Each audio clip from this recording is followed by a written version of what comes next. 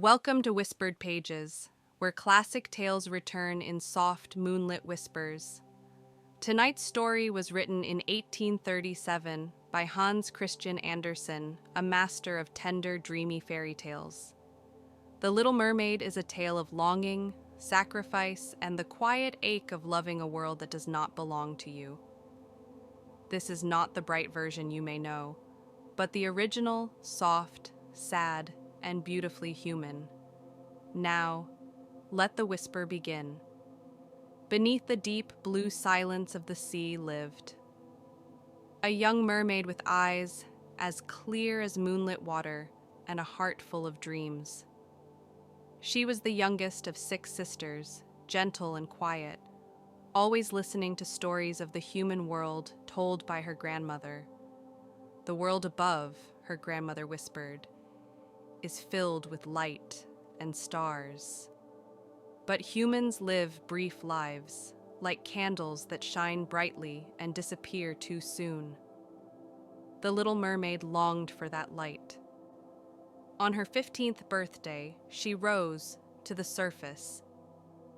For the first time, the sea opened around her, and she saw a ship glowing with lanterns. On its deck stood a young prince, laughing, alive, a spark of summer in the night. She watched him as one watches a falling star, knowing it will vanish, and yet wishing it would stay. But a storm rose suddenly, fierce and wild. The ship shattered, and the prince was thrown into the waves. The mermaid swam through wind and darkness, caught him in her arms, and carried him to shore. She laid him on the sand beneath a soft dawn sky and sang a quiet song until she heard voices approaching. A young woman found the prince and believed she had saved him. The mermaid slipped back into the sea before he opened his eyes. He never saw her face, but she never forgot his. Day after day, she rose to the surface only to watch him from afar, longing for a life she could not touch. "If I had legs," she whispered, "I could walk beside him." Driven by love and a heart too full for silence, she sought the sea witch, a shadowed creature who lived in a forest of twisting kelp. "I will give you legs," the witch said, "but every step will feel like walking on knives. And if the prince does not love you, your heart will break and you will become sea foam at dawn." The mermaid accepted, because love makes even impossible things feel necessary. She drank the potion and fell into darkness. When she awoke, she had legs, fragile, trembling, and painfully human.